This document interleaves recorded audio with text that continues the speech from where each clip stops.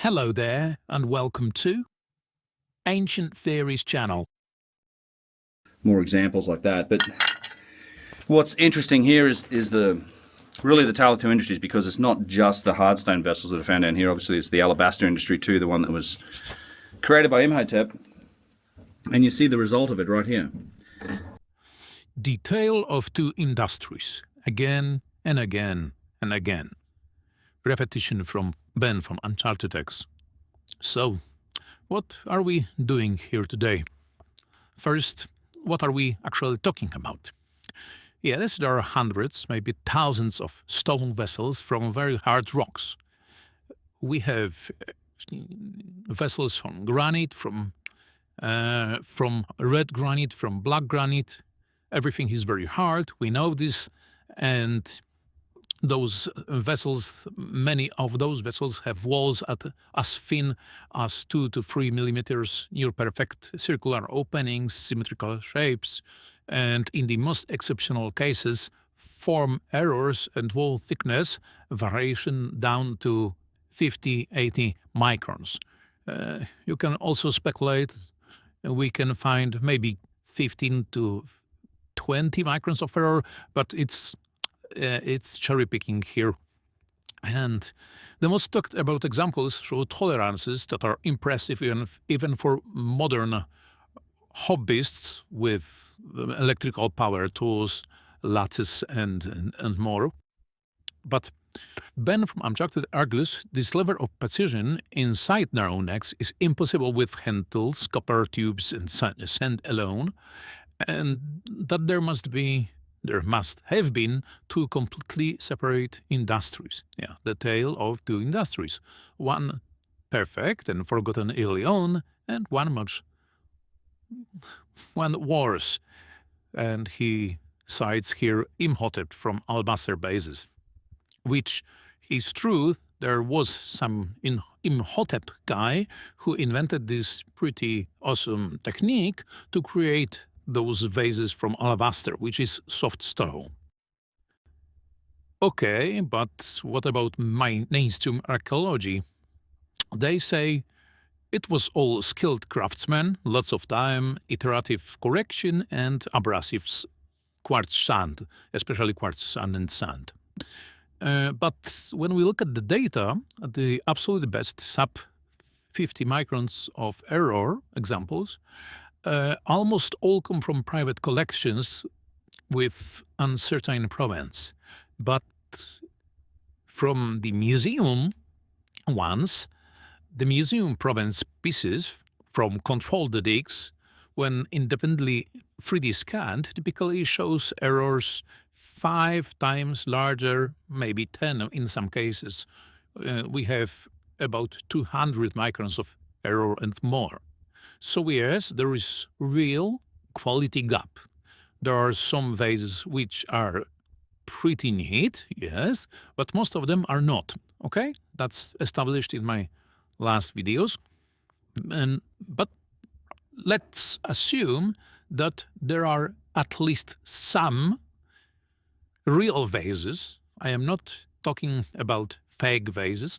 I still believe there are a lot of real vases with quality of sub 50 microns of error. I am not sure if those are real, if those are from 4,000 years ago. I am sure those were not constructed with modern 5-axis CNC patterns, computers, and etc. So yes, there is a real quality gap. Something changed after the early dynastic period. But was it really to spirit high-tech industries, or was something simpler? By the way, in the background, you can see me, at least my hands, building something resembling a really simple analog tumbler for rocks. Okay? And yes, I agree with Ben on the drop in quality and quantity after circa 2700 BCE. I agree the best pieces seem to cluster in Nakada II period to Dynasty II period. But calling it two industries feels like forcing a binary where a single change in one variable explains most of the difference. His videos barely touches abrasives, yet switching from quartz sand, which is 7 in the scale of Mohs, to true corundum emery rock, which is 9 in Mohs, drastically increase removal rate and improves finish and grind. That one upgrade alone can account for much of the perceived leap in precision. Yes, it's still not enough to give me a push here, because 50 microns is less than human eye can detect. But listen, before we go to abrasives, let's remember what daily labor actually looked like in the Old Kingdom period. Almost every mastaba and pyramid workers' village has severe servant statues showing women kneeling over saddle turns. Flat lower stone and a handheld upper stone rub the back and forth to grind emmer, wheat, or barley into flour. These figurines are not decorative. They were placed in tombs to magically provide food in the afterlife. And the skeletal evidence backs it up. Women from Old Kingdom cemeteries show severe problems in knees, lower back, lumbar spine, wrist, elbows, and fingers. Exactly the joints stressed by hours of kneeling and repetitive forward-backward grinding. And modern biochemical studies estimate it's required to grind for about 2, maybe 3 hours of continuous work that produced just 1 kilogram of flour. This was back-breaking, posture-destroying labor, treated as 3 because it was women's domestic work. No prestige, no payment, just endless repetition every day. Now compare that to operating a simple rotary tumbler, standing or sitting, turning a large hand crank wheel every few minutes, shift work every 6 hours. Postural load is much lower in his and lower backers. Paired, the heavy repetitive linear grind is replaced by slow circular motion. For many people, especially women, this would have felt like a better job, lighter task. Okay, but back to the topic. I am building this because the simplest possible tumbler could have existed in Old Kingdom. I am using wooden frame, travelers. It's from brass. They probably would use bronze or copper. And you can see I am also using this jar. I am using a glass jar. They would probably use wooden or clay jar. And no bearings, just friction, gravity, and human muscle. The whole point is this isn't high technology. It's basic mechanics, time, and superior abrasive because there's corundum powder inside. So here's my working theory. During Takada II, maybe to early dynastic, there were elite workshops, probably Temple Royal, which access to rare imported high-quality corundum, most likely sapphire bearing emery, okay?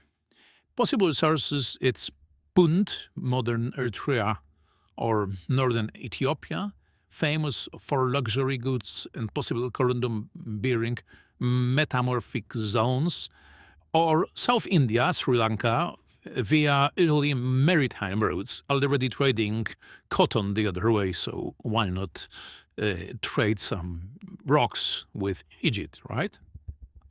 And this abrasive was expensive and scarce, kept as a guild secret, and used in large, slow-turning wooden barrels with oil and water, slurry, and tumbling stones.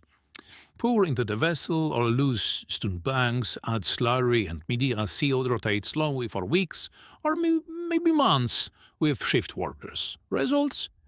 extremely uniform abrasion, no directional tool marks, consistent wall thickness even inside narrow necks, exactly what we see in the best pieces. And it was expensive and scarce, so most of the pieces were not done with this method. So the point is we should find a lot of good vessels where people use quartz sand as abrasive, and we would, my guess is, we would get about 200 to 500 microns of error, and there should also be some fraction of those vessels which should have quite better precision, and we see this in private collections and Ben's videos. And if people used, instead of quartz, they used corundum, then the gap is real, because it's not like, oh, I am just using corundum and I will have 100 microns of error. No, there will be a jump, because corundum is 9 in most. It's not 7.5, it's not 8. We should expect a drastic drop in error.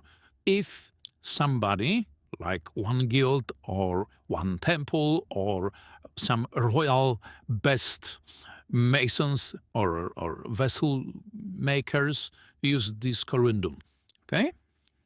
And yeah, it's not cheap stuff, okay, in ancient Egypt. And the Ben actually delivered me a pretty neat evidence, because you see, the elemental titanium and iron traces were found in some SMM EBS analysis of grooves.